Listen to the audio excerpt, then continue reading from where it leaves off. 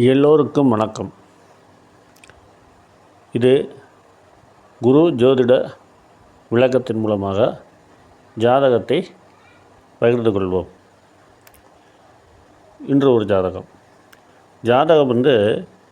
பெண்ணுடைய ஜாதகம். 11 ஜூலை 1998 காலை மணி 11:32 AM. லக்னம் கன்னி லக்னம். 5ஆம் இடத்துல சந்திரன், 6ஆம் இடத்துல கேது, 7ஆம் இடத்துல குரு, 8ஆம் இடத்துல சனி பகவான், 9ல் சுக்கிரன், 10ல் சூரியன் செவ்வாய், 11வது இடம் புதன், 12ல் ராகு. நட்சத்திரம் திருவோண நட்சத்திரம். சந்திரன் 11வது இடத்து அதிபதியின் சாரம். சந்திரன் 5ல் இருக்கார். இந்த கிரக அமைப்புடைய பெண் எப்படி திருமணம் நடக்கும்? இவர்களுடைய தாயார் மறுபடியும் அவங்க கேட்கும்போது தாயார் அவர்கள் ஏற்பாடு செய்து திருமணம் நடக்குமா அல்லது எப்படி நடக்கும் இந்த ஜாதக பிரகாரம் என்று கேட்கிறார்கள். ஜாதகம் பார்த்து பெரியோர்கள் ஏற்பாடு செய்து திருமணத்தை நடத்தி வைக்கலாமா அப்படின்னு கேட்கும்போது, இந்த பெண் ஏற்கனவே ஒரு பையனை விரும்புகிறான், லவ் பண்ணுறாங்க. அது அவங்க அம்மாக்கிட்ட நாங்கள் சொல்லும்போது, ஆமாம் எங்களுக்கு தெரியாது, அதனால தான் இந்த ஜாதகம் திருமணத்தை நாங்கள் நடத்தி வைக்கலாம் அப்படின்னு ஏற்பாடு பண்ணுறோம். ஆனால் பொண்ணு விருப்பமே வர மாட்டேங்குது. இல்லை இன்னும் 4 மாதம் போகட்டும், இல்லை இன்னும் ஒரு 5 மாதம் போகட்டும், அப்படித்தான் சொல்லிக்கிட்டு இல்லையா. எதையாவது இந்த ஒரு மாப்பிள்ளையை காமிச்சோம்னா அது அந்த பொண்ணுக்கு மனசு ஏற்றுக்கவே மாட்டேங்குது. மாப்பிள்ளையே இப்போ பார்க்க வேணாம், இன்னும் ஒரு 2 மாதம் போகட்டும், அப்படித்தான் அந்த பொண்ணு சொல்லுது. அப்போ அந்த பொண்ணு விரும்புகிற பையன் அந்த அம்மாவுக்கு பிடிக்க மாட்டேங்குது. அது இவங்க சொந்தத்தில் இல்லை, அது வேறு ஜாதிக்காரவங்க. அது அந்த அம்மாவுக்கு பிடிக்க மாட்டேங்குது. இது கலப்பு திருமணம் மாதிரி ஆகிவிடும், அதனால் இது வேணாம், நம்ம இதுலேயே திருமணம் பண்ணிக்கலாம்னு அவங்க அம்மா எத்தனையோ முறையாக சொல்லி, அவங்க அப்பா சென்னையில் வேலை பார்த்துக்கிட்டு இருக்காரு.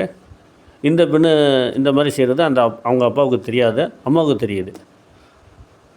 இந்த லவ் பண்ணுற விஷயம் அவங்க அப்பாவுக்கு தெரியாது. இவங்க குடும்பத்தில் சகோதரத்துவம்னு பார்த்தோம்னா இந்த பொண்ணு பெரிய பொண்ணு, அதுக்கு கீழே ஒரு பையன் மட்டும் தான் இருப்பான் அப்படின்னு கேட்டதுக்கு ஆமாம் 2 பேர் தான் அப்படின்னு அவங்களும் ஒத்துக்கிட்டாங்க.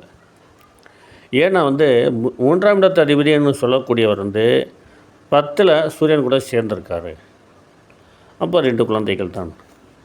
அந்த கணக்கு பிரகாரம் அப்படி வந்தேன்.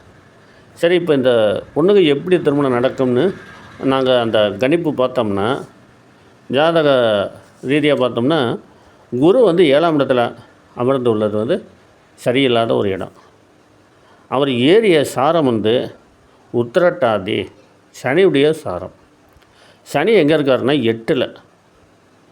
அவர் ஏறிய நட்சத்திரம் பாதம் அஸ்வினி உடைய நட்சத்திரம். அஸ்வினின்னா கேதுடைய நட்சத்திரம். கேது எங்கே இருக்குன்னா 6ஆம் இடத்துல இருக்குது. சனி 8ஆம் இடம், 6ஆம் இடத்த அதிபதியின் காலையில் இருக்குது. சரி, அந்த கேது பவன் அவர் எப்படி இருக்காருன்ற சதய நட்சத்திரம், 6ஆம் இடம் கும்பத்தில், சதய நட்சத்திரத்தில் சாரத்தை வாங்கி கேது பவன் அமர்ந்திருக்காரு.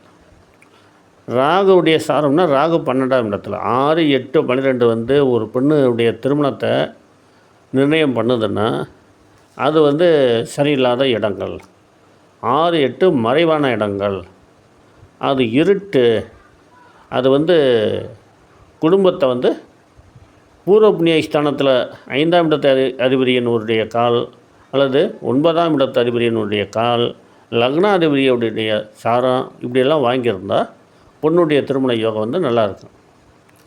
இது 6, 8 சம்பந்தம்னால பெரியவங்க பார்த்து கல்யாணம் பண்ணுறது அந்த அளவுக்கு நடக்காதுன்னு எங்களுக்கு தெரியுது. அதனால் அந்த அம்மாக்கிட்ட சொன்னேன், அந்த பொண்ணு விருப்பம் மாதிரியே கொஞ்சம் போக விடுங்கம்மா. போக விட்டு அதே மாதிரி நீங்கள் வந்து பொண்ணு எப்போ ஒரு பையனை பார்க்குறேன்னு சொல்லுதோ அந்த நேரத்துக்கு வந்து அப்போ அந்த திருமண யோகத்தை வந்து வந்துருச்சுன்னு நினச்சி அந்த மாப்பிள்ளைக்காரங்க கூப்பிட்டு நீங்கள் பொண்ணு காமிங்க. அது வரைக்கும் கொஞ்சம் அவசரமாக இருங்க அப்படின்னு சொல்லியிருந்தேன். அவங்க அதை வந்து ஏதோ ஒரு வகையில் புரிஞ்சுக்கிட்டு அப்போ வந்து இன்னும் ஒரு 2 மாதம் 3 மாதம் போட்டோம். அந்த பொண்ணுடைய ஜாதக பிரகாரம் பார்த்தோம்னா அந்த திசை புத்தி இன்னும் ஒரு 3 மாதம் பின்னாடி தான் நல்லா திசை புத்தி வருது. ஆனால் அந்த பொண்ணுடைய விருப்பம் எப்படி என்னன்னு ஜாதக பிரகாரம் பார்த்தோம்னா அந்த பொண்ணுடைய விருப்பம் தான் நிறைவேறும், அம்மாவுடைய விருப்பம் நிறைய வராது அப்படின்னு அந்த அவங்கக்கிட்ட எப்படி சொன்னோம்னா, இன்னும் ஒரு 2 மாதம் போட்டுமா, 3வது மாதம் நல்ல நேரம் வருது 25ஆம் தேதி பின்னாடி, அதுக்கு பின்னாடி ஒரு மாப்பிள்ளையை நீங்கள் அந்த பொண்ணுக்கு காமிச்சு திருமணத்தை ஏற்பாடு பண்ணுங்கன்னு சொல்லியிருந்தேன். ஆனால் நிச்சயமாக 2 மாதத்துக்குள்ளேயே அந்த பொண்ணு இன்னொரு பையனை, அந்த காதலித்த பையனை நினச்சி அந்த பையன் கூட சேர்ந்து முருகன் கோயிலில் போய் கல்யாணம் பண்ணிக்கிட்டாங்க. அப்போ வந்து இந்த ஜாதக பிரகாரம் பார்த்தோம்னா 7ஆம் இடத்துல குரு இருந்து சாரம் வந்து 8ஆம் இடத்து அதிபதியுடைய சாரம் பெற்று, 8ஆம் இடத்து அதிபதி 6ஆம் இடத்து சாரம் பெற்று, 6ஆம் இடத்து அதிபதி 12 தொடர்பு கொள்ளும்போது இது வந்து பொண்ணுடைய விருப்பப்படித்தான் திருமணம் நடக்கும், கலப்பு திருமணம் தான் நடந்திருக்கு. இப்படியும் ஜாதகங்கள் எல்லாம் பார்த்து கணித்து தெரிஞ்சுக்கலாம், சொல்லலாம் அப்படின்னு இந்த பதிவில் உங்களுக்கு வந்து தெரிவிக்கிறேன். நமஸ்காரம்.